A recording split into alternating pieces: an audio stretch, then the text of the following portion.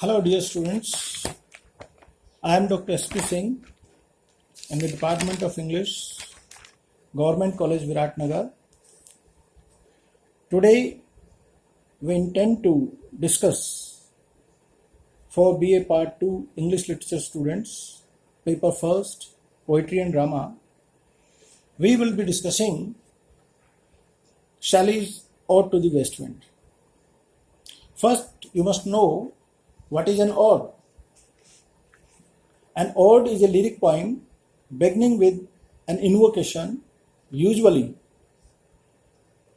it is dignified and elaborate in stanza structure, a serious subject matter. It is in the form of address. And you will notice all these features are there in Ode to the West Wind, written by P.B. Shelley, one of the Romantics. As you know that these poets, Collins, Gray, Cooper, they are called pre-romantics, whereas Wordsworth, Shelley, Keats, Coleridge, they are called romantics. These pre-romantics are also called romantic precursors. Romanticism is a genre which has salient features, and all these salient features are there in this ode also by P.B. Shelley. We know that Ode to the West Wind is a famous lyric by this romantic poet. Shelley was a controversial, idealistic, and social reformer. He is one of the young romantic poets. He led his life in dejection. He did not believe in the social system of human arrangement because he was not given a right to bring up his own issues. In the first three stanzas, the poet praises West Wind by showing its effect on the earth, sky, and the sea. In the last stanza, he appeals to the West Wind to merge his soul into the West Wind. This is a very suggestive poem. The theme of the poem is based on poet's optimistic mood towards nature and pessimistic mood against the material world. It has been composed in the mood of dejection. Shelley can be said a revolutionary, idealistic, and social reformer.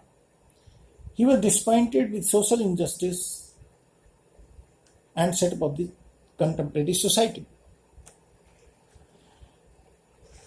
The poem can be divided into 5 stanzas and of equal length and a very regular structure, in the sense that the first stanza is devoted to effect of the west wind on earth, then the next is on the sky, and then the next is on the sea.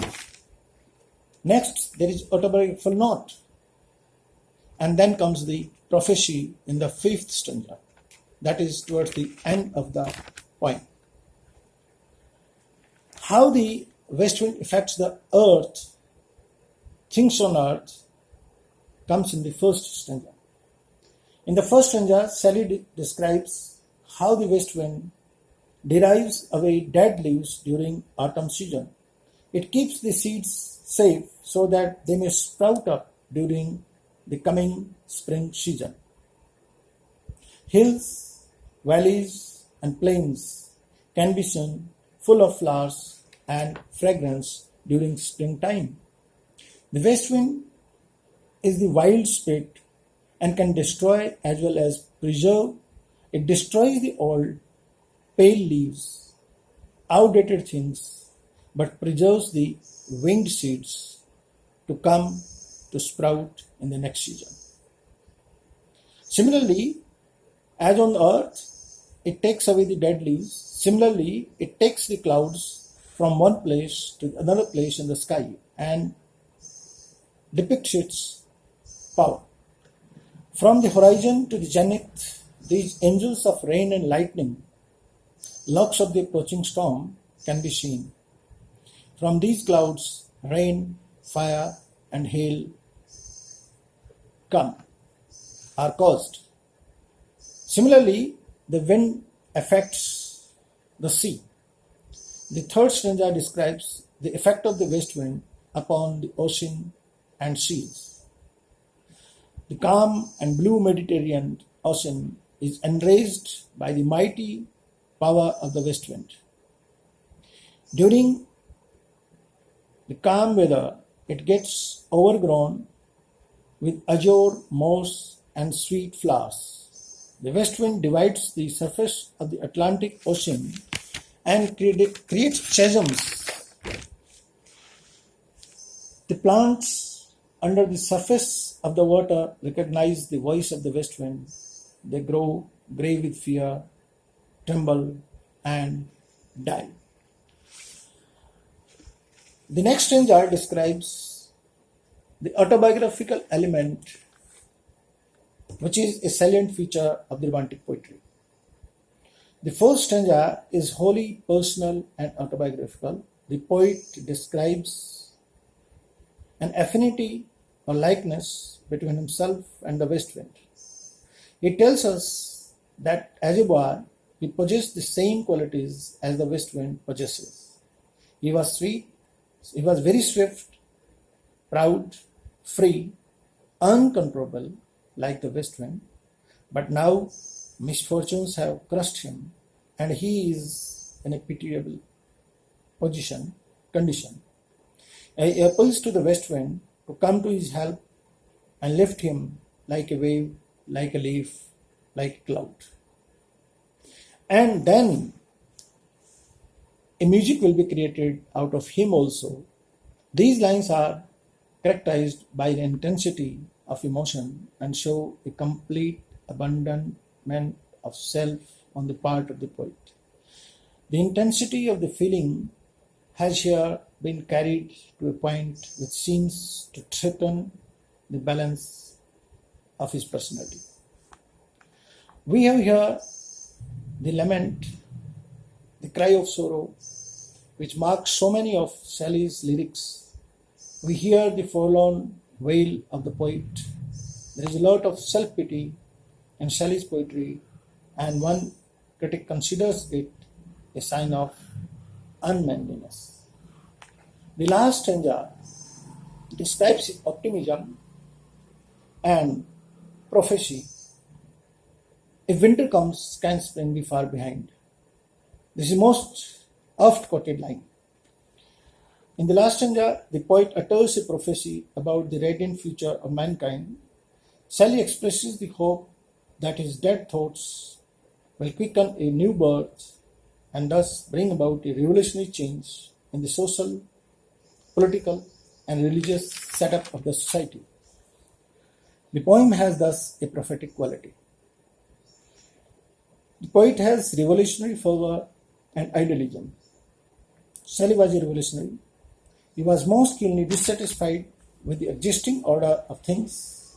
He hated political tyranny. He hated the wickedness, the evil, and the wars which made the life of mankind so unhappy and miserable. He wanted to liberate mankind from the chains of religious, intellectual slavery. This attitude is clearly reflected in his poems. The myth-making quality of the poem is apparent. Shelley is unique in English poetry in myth-making. Shelley personifies the west wind and gives it an independent life. He also personifies the Atlantic and the Mediterranean, giving each a separate existence. These forces of nature are so vitally imagined that they become a real presence, inspiring wonder and awe. This giving of individual life to different forces of nature is known as Shelley's mytho-poetic quality, or the quality of making myths. Shelley is unique in English poetry by virtue of this power. We have seen the structure, that how this poem is divided into 5 stanzas of equal length. of 14 lines each. The last two lines of every stanza are a couplet. In form, the poem is a regular ode with same rhyme scheme in each stanza. The meter is terza rima, by which the stanza is divided into inter-rhyming groups of 3 lines each. The rhyme scheme is ABA, CBC, EFE, FGF, and the last 2 rhyming lines as couplet. This is lyric. It is one of the finest poems of Shelley, being a masterpiece of lyricism. It is nearer to the music than any other poem in English language. The whole poem possesses this musical quality, but the following line may be taken as an example of the subtle method by which melodic effects have been produced in the poem, lulled by the coil of his crystal streams, etc., etc. Shelley has a passion for prophecy, and this is reflected in this poem. He was an idealist, a dreamer, a visionary, and we clearly see him in this light in this poem, in which he utters a prophecy about the radiant future of mankind. Shelley was a revolutionary. He was most keenly dissatisfied with the existing order of things in the society. He hated political tyranny and orthodox Christianity and the wars. He wanted to liberate mankind from the chains of politics in religions, and intellectual slavery. This attitude of mind is clearly reflected in this poem also. The west wind is depicted as a destroyer of the dead leaves and a preserver of the living seeds. This appears to be a paradox, but it is true. Symbolically interpreted, the west wind is a destroyer of the order of society of the old type and a preserver of the new. In other words, the west wind is a symbol of those forces which sweep away old modes of life, old institutions, and old customs, and which herald new ways of thought and new patterns of life. In the last stanza, the west wind symbolizes the forces that will bring about the golden age of mankind, when human nature would become perfect and when beauty and love would rule the universe. Shelley dreamed of a millennium and believed in the perfection and ability of human nature. Of this belief, the west wind is the proclaimer. Shelley expresses the hope that his dead thoughts will quicken a new birth and thus bring about a revolutionary change in the social, political, and religious setup of human society. The poem has thus a prophetic quality. Thank you, students. Thank you very much. You can ask questions on this. Prepare long as well as short question answers. This is a gist of the poem we have discussed thematically and structure-wise. Thank you once again. Thank you.